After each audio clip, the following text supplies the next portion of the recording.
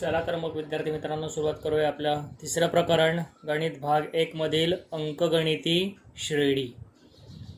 ही साधारण आपल्याला या ठिकाणी संख्यांची मांडणी अभ्यासायची आहे। अंकगणिती श्रेणी म्हणजे काय हे समजून घेताना अगोदर आपण क्रमिका किंवा जिला आपण सिक्वेन्स म्हणतो ते म्हणजे काय ते या ठिकाणी उदाहरणाने पाहूया। ठीक आहे की साधारणपणे या ठिकाणी तुमच्यासमोर 3 उदाहरणं संख्यांच्या 3 मालिका इथे लिहिलेल्या आहेत बघा। की जसं पहिल्या उदाहरणात 1 2 3 4 5 ते अनंतपर्यंत म्हणजेच काय म्हणतो आपण यांना नैसर्गिक संख्या समूह, बरोबर।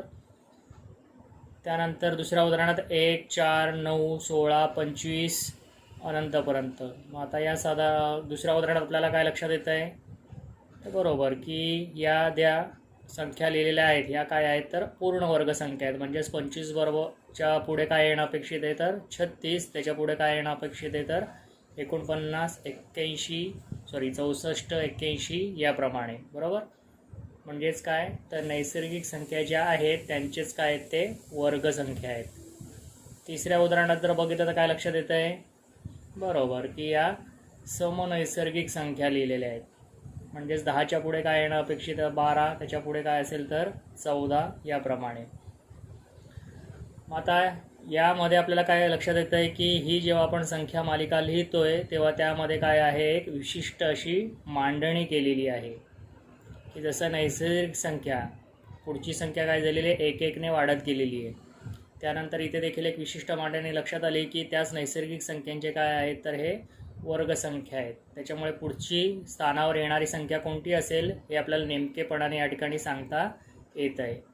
तिसऱ्या उदाहरणात येतोयच आहे की समनैसर्गिक संख्या अशी ही मांडणी आहे की ज्याच्यामुळे पुढच्या येणाऱ्या संख्यांचं स्थान किंवा कुठली संख्या असेल हे आपल्याला निश्चितपणे सांगता येते आणि म्हणून अशा प्रकारे विशिष्ट क्रमाने मांडणी असणाऱ्या संख्या समूहाला काय म्हणतो आपण क्रमिका असं म्हणतो। ठीक आहे आणि म्हणून आपण विशिष्ट क्रमाने मांडलेल्या संख्या समूहाला क्रमिका असे म्हणतात अशी याची व्याख्या करू शकतो। पान नंबर 55 वरती जर आपण पाहिलं तर या ठिकाणी आपल्याला क्रमिकेविषयी आणखीन अधिक माहिती त्याने दिलेली आहे की सर्वसाधारणपणे आपण संख्या समूह जो असतो तर त्यासाठी आपण अक्षर वापरतो जसं लहान लिपीतील A आणि म्हणून A1 A2 A3 A4 आणि अगदी अनंतपर्यंत म्हणजे N पर्यंत म्हणतो आपण आणि म्हणून ते आपण AN या पद्धतीने आपण ते मांडू शकतो की जिथे पान नंबर 55 वर मी मगाशी म्हटल्याप्रमाणे आपल्याला हे अभ्यासता येईल। किंवा त्याच ऐवजी त्यांनी काय म्हटलेलं आहे तर लहान लिपीतील F अक्षर देखील तिथे वापरलं होतं F1 F2 F3 F4 ते FN पर्यंत अनंतपर्यंत। तशी ही क्रमिका। मग प्रत्येक अंकगणिती श्रेणी काय असते तर क्रमिका असते, पण प्रत्येक क्रमिका ही अंकगणिती श्रेणी असेलच असे नाही। मग कोणत्या क्रमिकांना आपण अंकगणिती श्रेणी म्हणायचं ते या ठिकाणी आपण आता समजून घेणार आहोत। लक्षात येते तर ज्या क्रमिकेच्या 2 क्रमागत पदांमधील साधारण फरक स्थिर असतो त्यांना किंवा त्या क्रमिकांना काय म्हणतात अंकगणिती श्रेणी असे म्हणतात। 2 क्रमागत पदांमधील साधारण फरक स्थिर असतो म्हणजे समान सारखा असतो। मग आता फरक कसा काढला जातो किंवा ती पदं कशी मानायची ते आपण पुढे अभ्यासणार आहोत। ठीक आहे पुन्हा एकदा 3 उदाहरणं आपण या ठिकाणी घेतलेली आहेत अंकगणिती श्रेणी आहे की नाही हे ठरवण्यासाठी। मग अंकगणिती श्रेणीतील जी पदं असणार आहेत तर ती साधारण कशी दर्शवली जातात तर पहिलं पद असेल तर T1 T फॉर टर्म पद पहिलं पद T1, दुसरं पद असेल तर T2, तिसरं पद असेल तर T3 याप्रमाणे अंतिम पद जे असेल ते म्हणजे TN असे आपण दर्शवणार आहोत। आणि जो साधारण फरक असतो तो D ने दर्शवला जातो। म्हणजे आपल्याला D ची किंमत काढायची असते आणि ही D ची किंमत स्थिर असेल म्हणजे सारखी असेल तर आपण काय म्हणणार दिलेली क्रमिका ही काय आहे अंकगणिती श्रेणी आहे।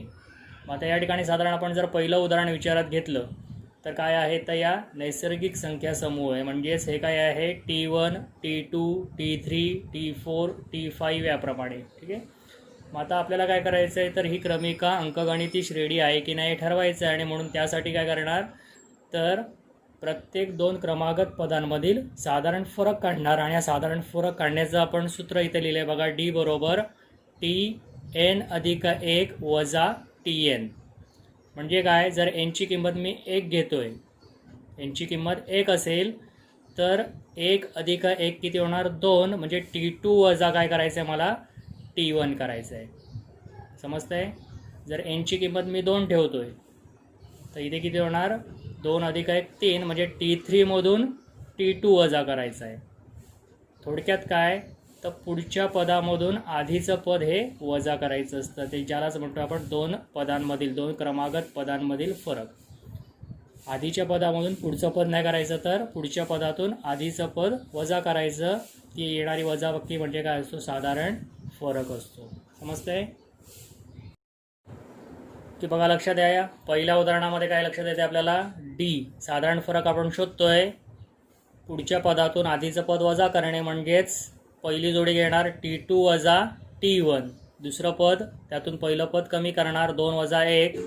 कितीचा फरक मिळतोय, 1चा. म्हणजे साधारण फरक आपल्याला 1 येतोय. म्हणजे थोडक्यात हा जो साधारण फरक मिळाला तो प्रत्येक जोडीमध्ये क्रमागत पदांमध्ये हा सारखा असला पाहिजे. आणि सहज आपल्याला या ठिकाणी लक्षात येते बघा, जरी आपण पुढचं पद जोडी घेतली T3 वजा T2, म्हणजेच 3 मधून 2 कमी केले, किती येणार, 1. पुन्हा साधारण फरक स्थिर झाला. अजून पुढचं घेतलं पद T4 मायनस T3, तर त्या ठिकाणी देखील आपल्याला साधारण फरक काय मिळतोय, स्थिर मिळतोय. असं आपण प्रत्येक 2 क्रमागत जोड्यांमध्ये पदांमध्ये जर साधारण फरक काढला, नैसर्गिक संख्यांच्या बाबतीत काय होणार, तो 1 येणार आहे.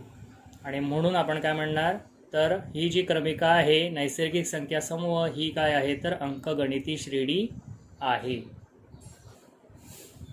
समजतंय. परंतु हेच जर आपण दुसऱ्या उदाहरणासाठी जर साधारण फरक काढला तर काय लक्षात आलं बघा, डी T2 मायनस T1 केलं तर साधारण फरक किती मिळतोय, 3. पण त्याच क्रमिकेत जर पुढच्या 2 पदांमधला फरक काढला T3 मायनस T2, तर तो किती मिळतो, 9 वजा 4. म्हणजेच किती येते, 5. की जिथे काय लक्षात आलं, हा साधारण फरक स्थिर राहत नाही, म्हणजे समान नाही. आणि म्हणून या ठिकाणी आपल्याला पहिल्या 2 साधारण फरकांवरनं समजतंय की ही क्रमिका आहे, मात्र अंकगणिती श्रेणी नाही. याप्रमाणे येते लक्षात. आता सांगा बरं, तिसऱ्यामध्ये काय लक्षात आलं, अगदी बरोबर की इथे देखील काय आहे, साधारण फरक डी हा काय राहतोय, स्थिर राहतोय. पुढच्या पदातून जर आधीचं पद कमी केलं तर फरक कितीचा राहील आपला, 2चा. साधारण फरक 2 हा स्थिर आहे, समान आहे. म्हणजेच ही जी समसंख्या नैसर्गिक संख्या समूह आहे ही देखील अंकगणिती श्रेणी आहे, हे आपण सहज सांगू शकतो. म्हणजे थोडक्यात आपल्याला कसं सांगता येईल की साधारण फरक जर स्थिर राहत असेल तर ती अंकगणिती श्रेणी असते, किंवा अंकगणिती श्रेणी मिळवा असा देखील प्रश्न असतो की ज्याच्यामध्ये आपल्याला काय करायचं असेल, डी म्हणजेच साधारण फरक जो असतो त्याने काय होत जाते, वाढ होत जाते पुढच्या पदासाठी. येते लक्षात. याप्रमाणे तर याचप्रमाणे आपल्याला आणखीन एक या ठिकाणी लक्षात घ्यायचं आहे की अंकगणिती श्रेणीतील पहिले पद ज्याला आपण T1 असं म्हणतो, तर हे पहिलं पद ए, जसं आपलं इंग्रजी अल्फाबेट्स आहे त्यातलं पहिलं अक्षर लहान लिपीतील ए याने देखील ते दर्शवलं जातं. आणि साधारण फरक जे आपण डिफरन्स असं त्याला संबोधतो, म्हणून तो डी लहान लिपीतील डीने दर्शविला जातो. उदाहरण सोडवताना आपल्याला ह्या संज्ञा ज्या आहेत या देखील त्या ठिकाणी लक्षात ठेवायच्या आहेत. येते लक्षात. तर मग आपल्याला यानुसारच आता पहिला आपला सराव संच 3.1 सोडवायचा आहे. तर सुरुवात करूया सराव संच 3.1 मधील उदाहरणांना. ठीक आहे. पहिला प्रश्न आहे बघा, खालीलपैकी कोणत्या क्रमिका अंकगणिती श्रेणी आहेत आणि ज्या अंकगणिती श्रेणी असतील त्यांच्यातील प्रत्येकीचा सामान्य फरक डी काढा. आता या ठिकाणी अंकगणिती श्रेणी आहे की नाही हेच आपण सामान्य फरक काढून ठरवत असतो. जर सामान्य फरक स्थिर राहत असेल, समान येत असेल तर अंकगणिती श्रेणी आहे, अन्यथा ती अंकगणिती श्रेणी नाही. जसं पहिल्या उदाहरणामध्ये बघा 2 4 6 8 ते अनंतपर्यंत. तर या ठिकाणी आपल्याला नुसतं निरीक्षणाने देखील ते सांगता येतं की इथे साधारण फरक काय आहे तर स्थिर राहतोय, म्हणजे 2-2ने पुढचं पद वाढतं आहे, म्हणजे साधारण फरक 2चा आहे. परंतु ते आपल्याला प्रत्यक्ष इथे आता तो साधारण फरक किंवा सामान्य फरक काढून दाखवायचा आहे डी, आणि त्यावरून आपण मग ती अंकगणिती श्रेणी आहे हे म्हणू शकतो. तर मग बघा, लक्षात या कशा प्रकारे सोडवायचे ते आता पाहूया. तर याप्रमाणे आपल्याला ही मांडणी दर्शवता येते. अगोदर त्या पदांना T1, T2, T3, T4 याप्रमाणे मानलं आणि मग साधारण फरक किंवा सामान्य फरक डी शोधला. पहिल्या 2 पदांमधला फरक डी बरोबर T2 वजा T1 जो किती आला 2. पुढच्या 2 क्रमागत पदांमधला फरक T3 वजा T2 जो पुन्हा किती येतोय 2. आणि इथे तो स्थिर असेल तर लगेच ती अंकगणिती श्रेणी आहे असं म्हणायचं नाही, तर किमान 3 जोड्यांमधले ते फरक काढायचे. आणि म्हणून पुन्हा एकदा पुढची जोडी घेतली साधारण किंवा सामान्य फरक काढण्यासाठी T4 वजा T3 जी पुन्हा किती मिळते आपल्याला सामान्य फरक हा 2. म्हणजेच यावरून आपण निष्कर्ष काढू शकतो की या ठिकाणी सामान्य फरक डी काय आहे समान किंवा स्थिर आहे, आणि म्हणून दिलेली क्रमिका ही अंकगणिती श्रेणी आहे की जिथे सामान्य फरक डी किती मिळाला 2. तर याप्रमाणे आपल्याला हे 1 किंवा 2 मार्कांसाठी उदाहरण परीक्षेला विचारलं जातं. समजतंय? दुसऱ्या उदाहरणात बघा काय दिलेलं आहे. क्रमिका आहे 2, पुढचं पद आहे 5/2, त्यानंतर 3, 7/2 याप्रमाणे. मग आता या ठिकाणी एक काय दिसते आपल्याला पूर्णांक आहे तर दुसरा अपूर्णांक आहे अंशछेद स्वरूपामध्ये. आणि आपल्याला काय काढायचं असतो तर सामान्य फरक डी. आणि या ठिकाणी जर सामान्य फरक आपण जर काढला तर त्या ठिकाणी आपल्याला तिरकस गुणाकार करून ही वजाबाकी सोडवायला लागेल प्रत्येक पदांमधली, बरोबर आहे.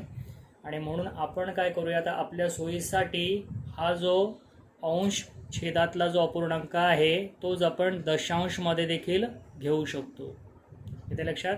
आणि म्हणून हीच दिलेली क्रमिका ती मांडणी आपण अजून एका प्रकारे लिहू शकतो, ते म्हणजे याप्रमाणे.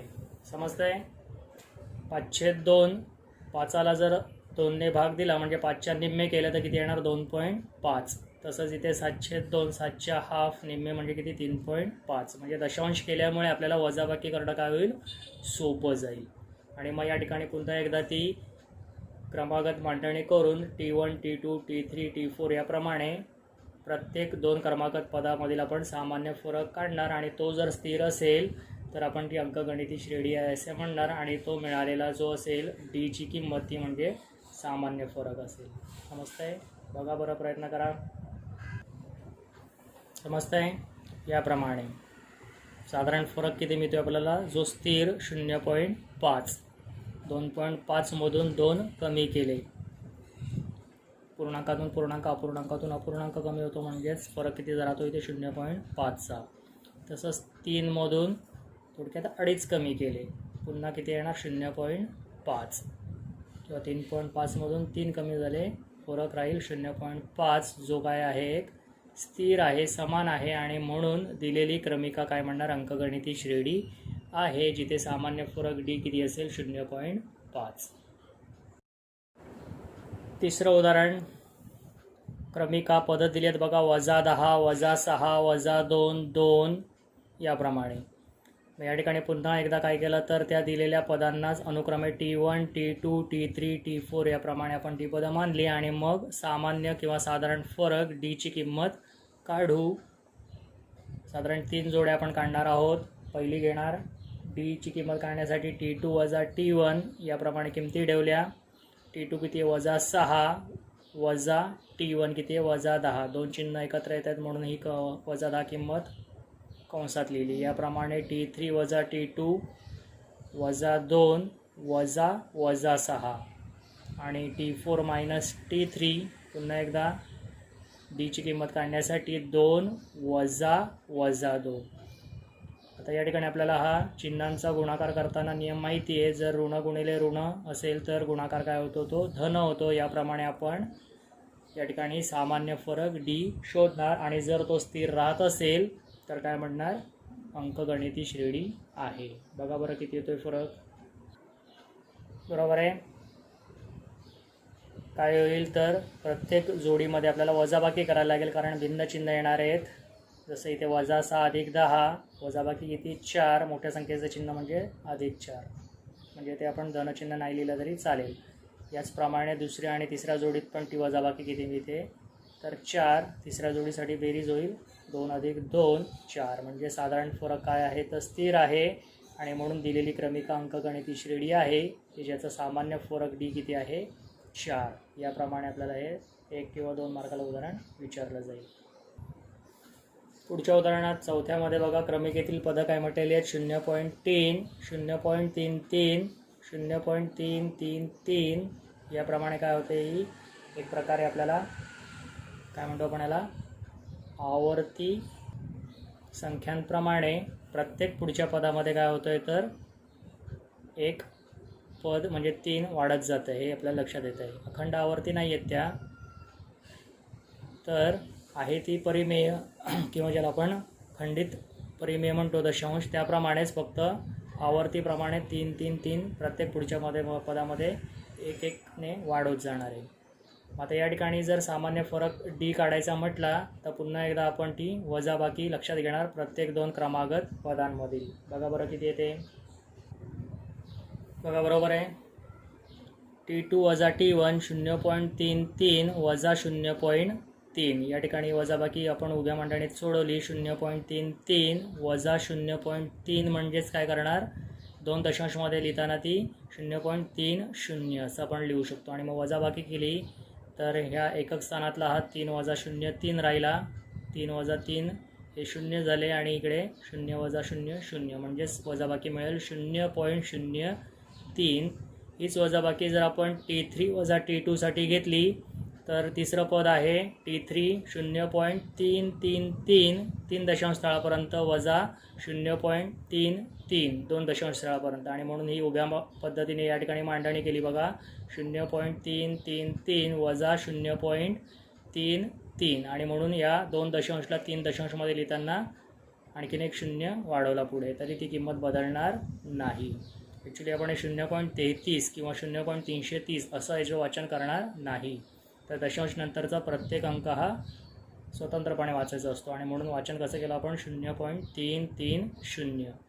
मग वजाबाकी केली 3 - 0 3 राहतील. इथे किती येणार 3 - 3 0 3 - 3 0 दशांश आला आणि मग पुन्हा 0 - 0 थोडक्यात ते पूर्णांकांची वजाबाकी किती 0च आणि म्हणून ती वजाबाकी किती येणार 0.003. फरक येतो लक्षात. उजवीकडे संख्येच्या उजवीकडे किती 0 लावले तरी फरक नाही पडणार ती तीच संख्या राहील पण दशांश आणि त्या शून्येतर किंवा 0 नसलेल्या संख्येच्या मध्ये जर 0 वाढवले तर मात्र फरक पडतो 0.03 आणि 0.003 हा फरक स्थिर नाही हे इथे लक्षात घ्या आणि म्हणून आपण काय म्हणणार तर साधारण किंवा सामान्य फरक डी स्थिर नाही आणि म्हणून दिलेली क्रमिका अंकगणिती श्रेणी नाही आणि जर ती अंकगणिती श्रेणी नसेल तर तिथे सामान्य फरक असणे नाही. ओके याप्रमाणे इथे लक्षात जाऊया पुढे. ठीक आहे आणखीन एक 7वं उदाहरण बघूया बघा 3 अधिक वर्गमुळात 2 पुढचं पद आहे त्यानंतर 3 अधिक 2 वर्गमुळात 2 त्यानंतर 3 अधिक 3 वर्गमुळात 2 याप्रमाणे आपल्याला ही क्रमिका दिलेली आहे आणि मग विचारलेलं आहे की ही क्रमिका अंकगणिती श्रेणी आहे का आणि असेल तर सामान्य फरक किती. मग यासाठी पुन्हा एकदा आपल्या सोयीसाठी त्या पदांना T1 T2 T3 T4 याप्रमाणे मानणार आणि मग सामान्य किंवा साधारण फरक तो काढणार डी आणि जर तो स्थिर राहत असेल तर ती क्रमिका अंकगणिती श्रेणी आहे हे आपण सांगू शकतो. ठीक आहे बघा बरं पदांची मांडणी करा आणि सामान्य फरक काढा. याप्रमाणे पहिलं पद T1 3 T2 दुसरं पद किती आहे 3 अधिक वर्गमुळात 2 T3 म्हणजे तिसरं पद 3 अधिक 2 वर्गमुळात 2 आणि चौथं पद T4 3 अधिक 3 वर्गमुळात 2. आता इथे 3 अधिक 2 5 किंवा 3 अधिक 3 6 करायचे नाही आहेत कारण ही काय आहे तर अपरिमेय संख्या आहे इथे लक्षात आणि म्हणून सामान्य फरक काढताना T2 वजा T1 केलं म्हणजेच 3 अधिक वर्गमुळात 2 वजा T1 म्हणजे 3, जिथे या परिमेय संख्येची वजाबाकी 3 वजा 3 0 झाली आणि म्हणून वर्गमुळात 2 हा सामान्य फरक मिळाला पहिल्या दोन पदांमधला.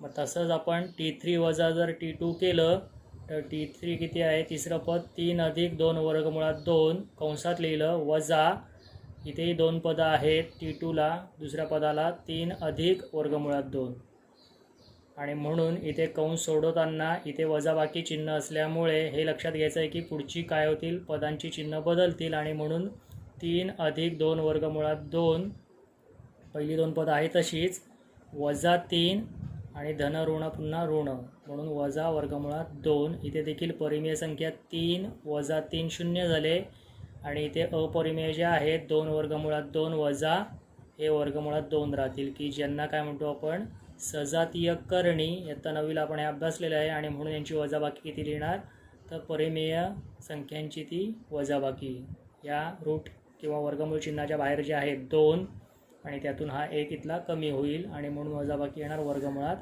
2 याप्रमाणे.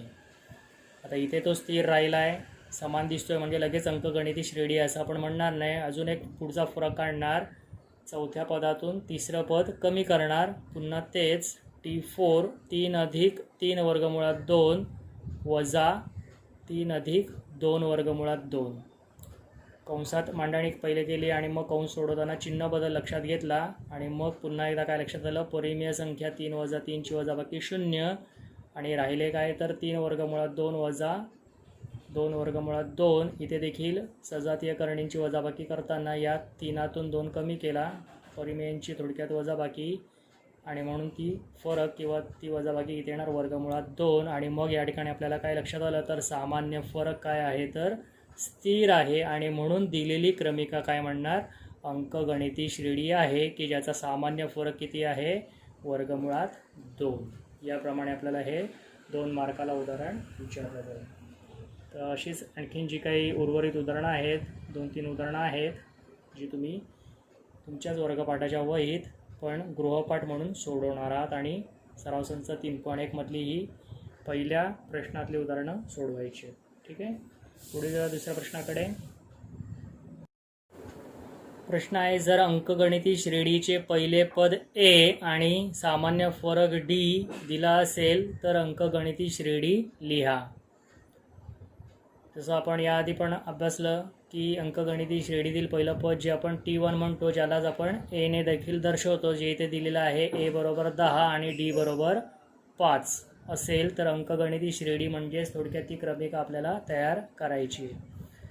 मग त्या ठिकाणी क्रमिका तयार करताना त्या किंवा अंकगणिती श्रेणी करताना त्या श्रेणीतील पदं काय म्हणतो आपण T1 T2 T3 T4 याप्रमाणे आणि सामान्य फरक जो असतो त्यानुसार पुढचं पद काय होणार आहे D ने वाढत जाणार आहे आणि म्हणून ती जी अंकगणिती श्रेणी आहे ती आपण कशा प्रकारे मिळते ते आपण इथे पाहूया. याप्रमाणे की T1 जे आपलं पहिलं पद A असेल म्हणजेच किती येते 10 आणि मग पुढचं पद काढताना D ने काय होईल ती वाढणार आहे आणि म्हणून तो D काय करायचा आधीच्या पदात मिळवायचा म्हणजेच T1 अधिक D म्हणजेच 10 अधिक 5 किती 15. याप्रमाणेच पुढचं पद T3 आधीच्या पदात म्हणजे T2 मध्ये पुन्हा D मिळवायचा. T2 किती मिळाला आहे आपल्याला 15, त्याच्यात पुन्हा सामान्य फरक D मिळवला 15 अधिक 5 20 आणि मग T4 त्याच्या पुढचं पद काढण्यासाठी आधीच्या पदात म्हणजे T3 मध्ये 20 मध्ये पुन्हा D 5 मिळवायचे 25 आणि म्हणून ती अंकगणिती श्रेणी 10 15 20 25 याप्रमाणे आपल्याला आहे असं सांगता येते. इथे लक्षात. तिसऱ्या उदाहरणात पहिलं पद A 7 आणि सामान्य फरक D दिलेला आहे 1/2 तर ती अंकगणिती श्रेणी लिहा.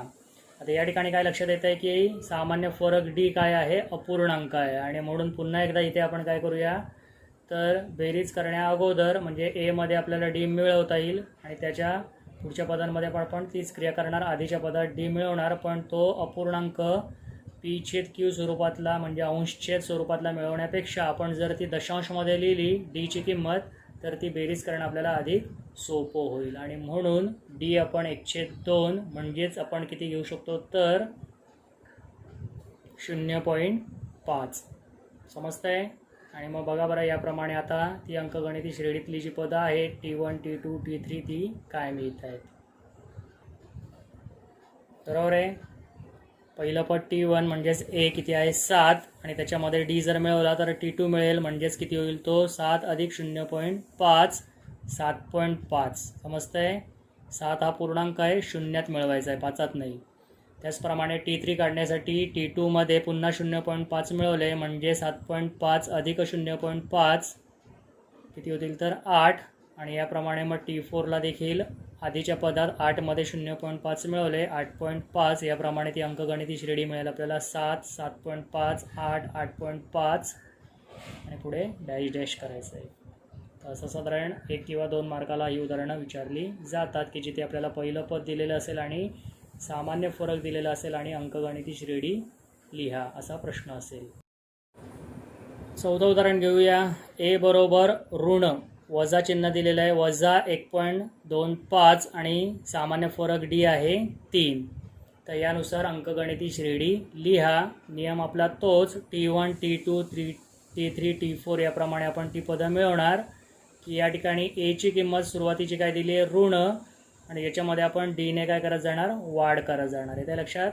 जेव्हा डी आपला धन असतो तेव्हा आपल्याला चढत्या क्रमाने ती पदं मिळतात आणि जर डी मात्र ऋण असेल तर आपल्याला तो उतरता क्रम येणार आहे. लक्षात घ्या. डीने म्हणजे सामान्य फरक डीने ती किंमत काय होणार ऋण असताना कमी होईल आणि डी जर धन असेल तर ती वाढत जाणार आहे. तर या ठिकाणी बघूया आता आपल्याला ती अंकगणिती श्रेणीतील पदे काय मिळत आहेत. बघा लक्ष द्या. याप्रमाणे T1 म्हणजे पहिलं पद ए ऋण 1.25 त्याच्यामध्ये डी मिळवला तर T2 दुसरं पद मिळेल. पण इथे काय होईल ही भिन्न चिन्ह आहेत म्हणजेच काय होईल तर वजाबाकी होईल. 3 मधून 1.25 कमी होतील. मोठ्या संख्येतून आपण लहान संख्या कमी करणार म्हणजेच 3 म्हणजेच काय लिहिणार 2 दशांशमध्ये कशी लिहिणार ती 3.00 आणि त्यातून 1.25 आपल्याला कमी करायचे आहेत आणि म्हणजेच थोडक्यात 300तून 125 वजा करणे अशी ती वजाबाकी आपण म्हणू शकतो. की जसं 0तून 5 कमी होत नाहीत म्हणून 10तून 5 कमी केले आणि तो हातचा इथून घेतला पण इथे पण ऑलरेडी किती आहे 0 आणि म्हणून याचे 10 केले आणि त्यातून तो हातचा कमी केला. तसंच तो हातचा आपण इकडून उचलला आहे. याप्रमाणे आपल्याला ही मांडणी माहिती आहे. आणि मग वजाबाकी 10तून 5 गेले 5 9तून 2 गेले 7 आणि 2तून 1 गेला 1.75 हे मिळालं दुसरं पद. आणि पुढे मात्र आता या दोन्ही धनकिमती असल्यामुळे काय करणार आपण तर बेरीजच करत जाणार 3ने वाढ करणार. T3 साठी काय करणार 1.75 मध्ये 3 मिळवणार. हा 3 कुठे मिळवणार पूर्णांकात 3 आणि 1 4 4.75 त्याच्यात परत 3 मिळवले 4 आणि 3 7 7.75 याप्रमाणे आपल्याला ही अंकगणिती श्रेणी आहे असं म्हणता येतं. या ठिकाणी फक्त एक डॅश डॅश करायचं आहे. समजतंय. अशी ही मांडणी आपल्याला अंकगणिती श्रेणीची सांगता येते.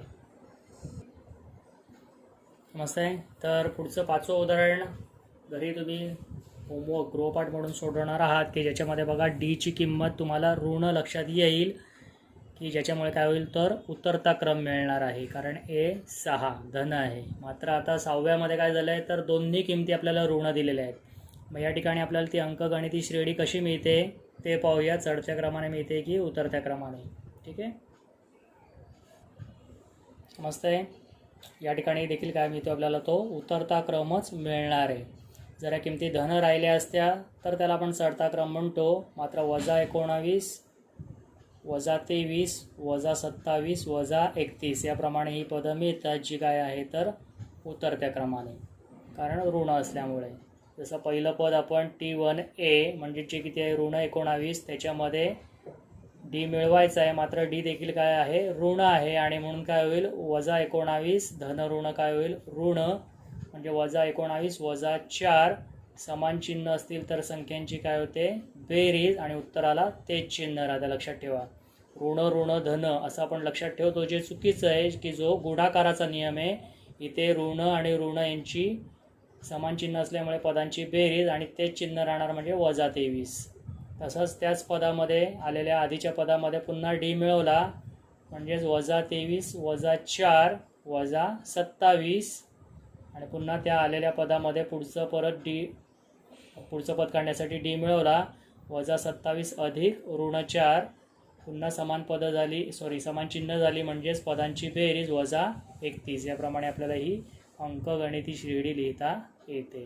तर साधारण 1 किंवा 2 मार्काला येणारी ही परीक्षेमध्ये उदाहरणं असतील. येते लक्षात. तिसरा प्रश्न बघा, अगदी सोपा आहे. जसं मगाशी आपण अंकगणिती श्रेणी लिहिली ए आणि डी वरून, तसं आता आपल्याला इथे अंकगणिती श्रेणी दिलेली आहे आणि त्यावरून ए पहिलं पद आणि डी सामान्य फरक काढा असं म्हटलेलं आहे. म्हणजे या ठिकाणी आपल्याला सहज माहिती आहे की पहिलं पद म्हणजेच काय, तर हे T1चं पद असणार आहे आणि सामान्य फरक डी कसा मिळतो आपल्याला, तर 2 क्रमागत पदांमधील फरक किंवा वजाबाकीने. बघा बरं मग आता कसं सोडवायचं आहे, लक्ष द्या. समजतंय. T1 T2 T3 T4 याप्रमाणे ती पदं मानली आणि मग ए ज्याला आपण पहिलं पद म्हणतो T1 किती आहे 5 आणि डी म्हणजे त्या पहिल्या 2 क्रमागत पदांमधील फरक किती दिसतोय -4. पुढचा फरक काढण्याची गरज नाही कारण अंकगणिती श्रेणी म्हणजे तो समानच असेल आणि म्हणून पहिलं पद ए बरोबर 5 आणि सामान्य फरक डी बरोबर -4 याप्रमाणे. चौथ्या उदाहरणात बघा, अपूर्णांकातली अंकगणिती श्रेणी दिलेली आहे 1/4 3/4 5/4 7/4 याप्रमाणे, की ज्यातील पहिलं पद आणि सामान्य फरक काढा असं म्हटलेलं आहे. या ठिकाणी देखील त्या पदांना T1 T2 T3 T4 मानून पहिलं पद म्हणजे जे आपल्याला या ठिकाणी अपूर्णांक लक्षात येतो तो घेणार आणि सामान्य फरक म्हणजे त्या पहिल्या 2 पदातली वजाबाकी किती येते बघा बरं, याप्रमाणे. समजतंय.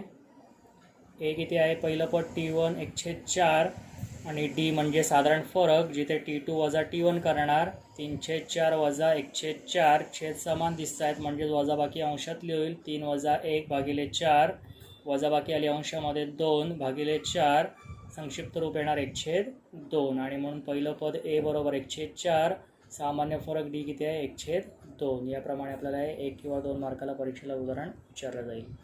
तर मग अशीच आणखीन 2 उदाहरणं आहेत की जी तुम्ही गृहपाठ म्हणून घरी सोडवणार आहात. ठीक आहे. तर या ठिकाणी आपला हा सराव संच 3.1 पूर्ण होतोय. पुढचा जो भाग आहे की ज्याच्यामध्ये आपल्याला अंकगणिती श्रेणी मिळवण्याचं आणखीन एक सूत्र अभ्यासायचं आहे किंवा त्या अंकगणिती श्रेणीतील पदांची बेरीज काढण्याचं देखील आपल्याला सूत्र अभ्यासायचं आहे की जो आपण पुढच्या तासिकेला भाग घेऊयात. ठीक आहे. थँक्यू. Bye bye.